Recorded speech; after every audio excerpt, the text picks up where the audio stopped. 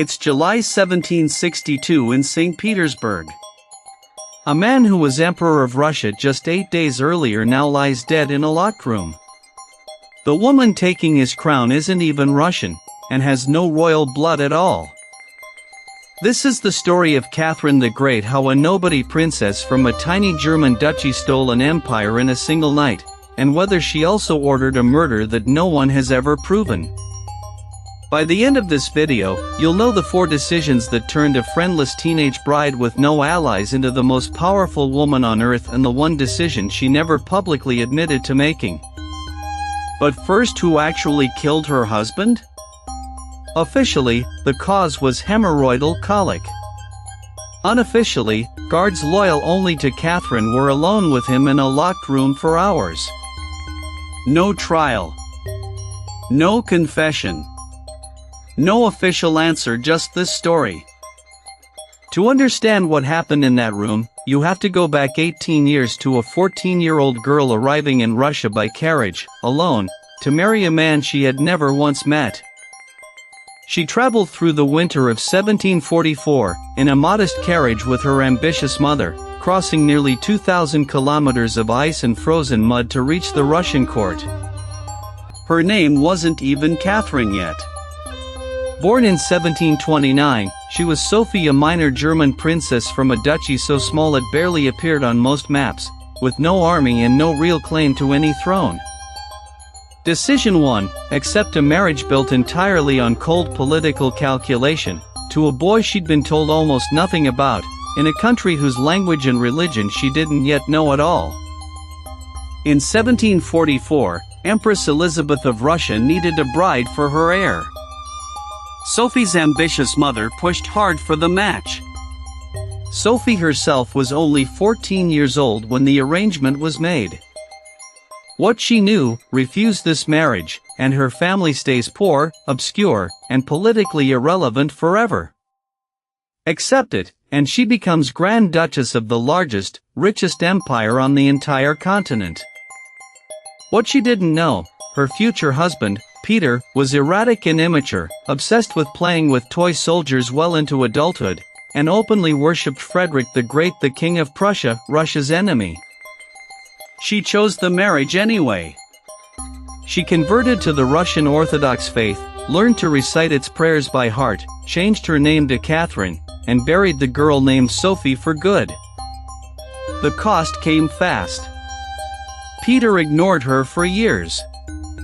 Historians believe the marriage went unconsummated for nearly a decade. She was a foreigner at court, isolated, lonely, and constantly watched by spies.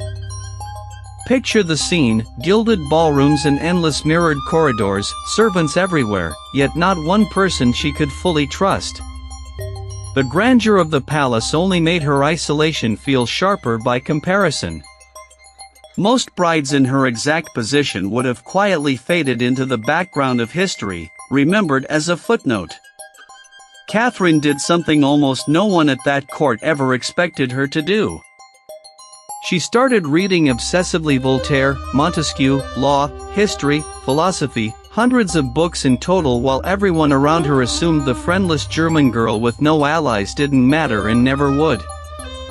Decision 2. While her husband openly mocked Russian customs and traditions, Catherine did the exact opposite.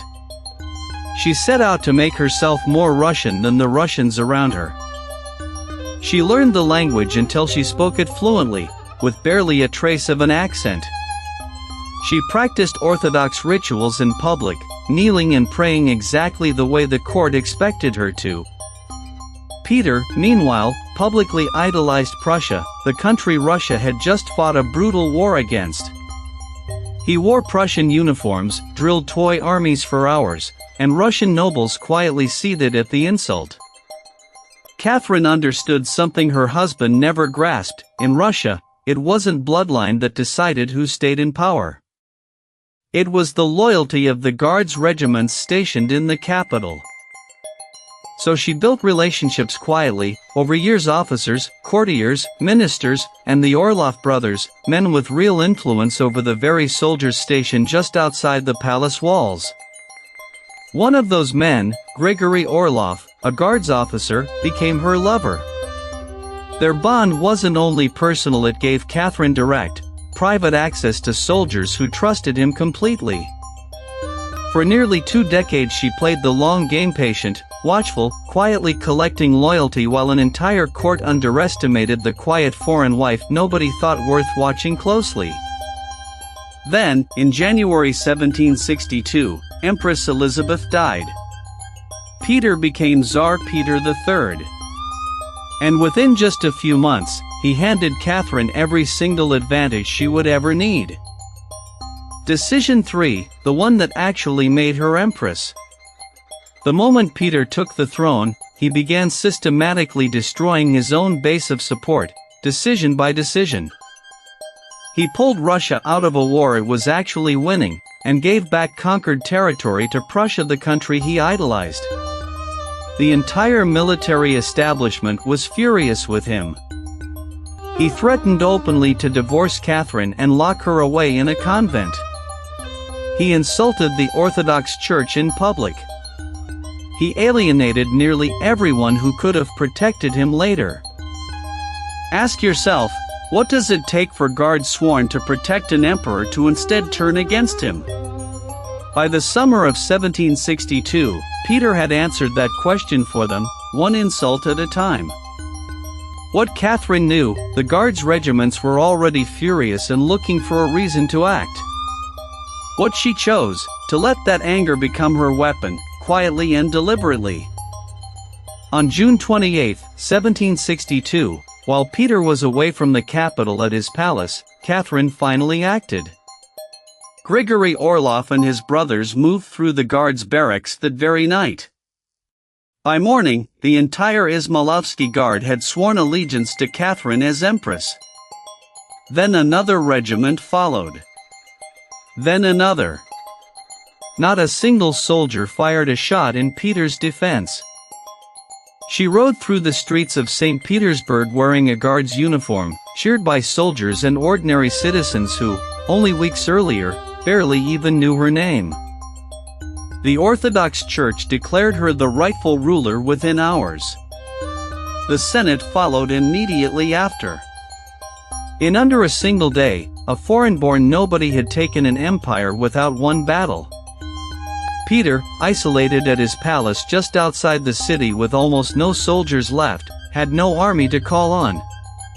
His own guards had already chosen someone else entirely. He signed his abdication without any real fight left in him. On paper, the crisis was over. Catherine had won everything except Peter was still alive, and that was the actual problem. Decision for the one historians still argue about today. What do you actually do with a deposed emperor who is, technically, still alive and still has supporters? Every deposed monarch in history becomes a rallying point for someone else. Alive, Peter could still become a symbol for any noble or officer who wanted Catherine removed from power. Catherine's official decision, send him to Ropsha, a quiet country estate outside the capital, under armed guard, until a permanent, more secure prison could be properly arranged for him. Subscribe and hit the bell so you don't miss what happens next. The man she placed in charge of guarding him was Alexei Orlov, the brother of her lover, and one of the very men who had helped her seize power days earlier.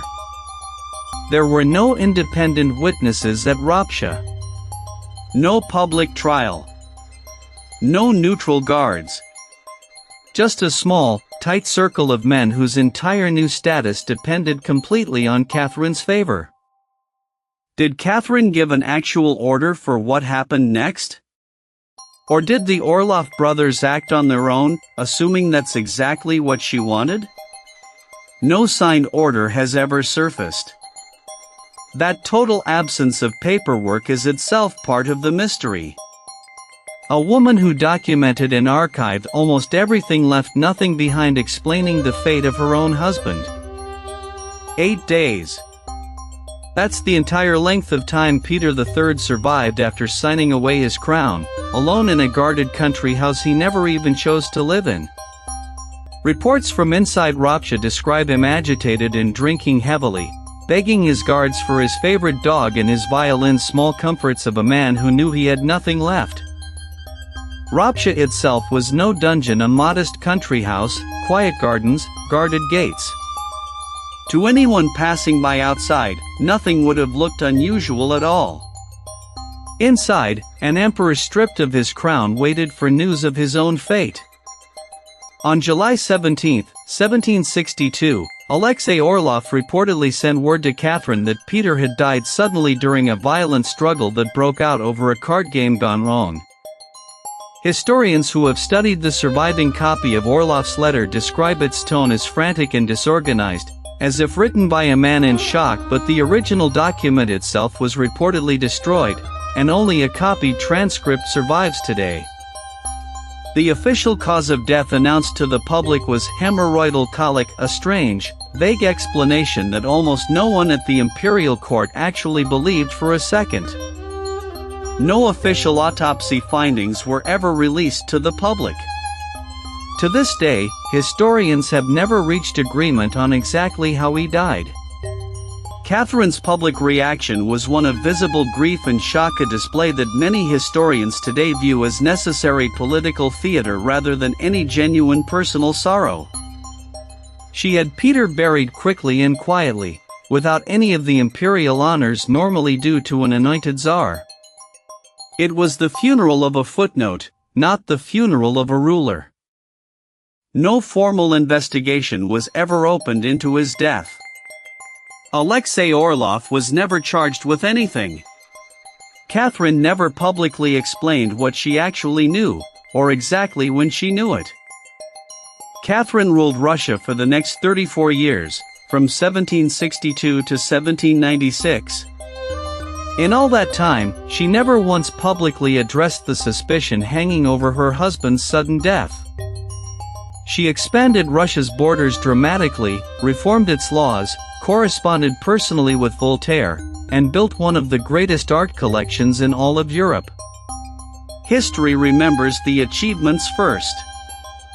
But every serious account of her reign, even the most flattering ones, eventually circles back to the same 8 days at Ropsha that she chose never to explain. Some historians argue she genuinely didn't order the killing, that the Orlov brothers acted alone, wrongly assuming that loyalty meant permanently removing the threat on her behalf. Others argue the silence itself was the real confession, that a ruler who carefully explained every law and every war chose deliberately not to explain this one single thing. So which is it?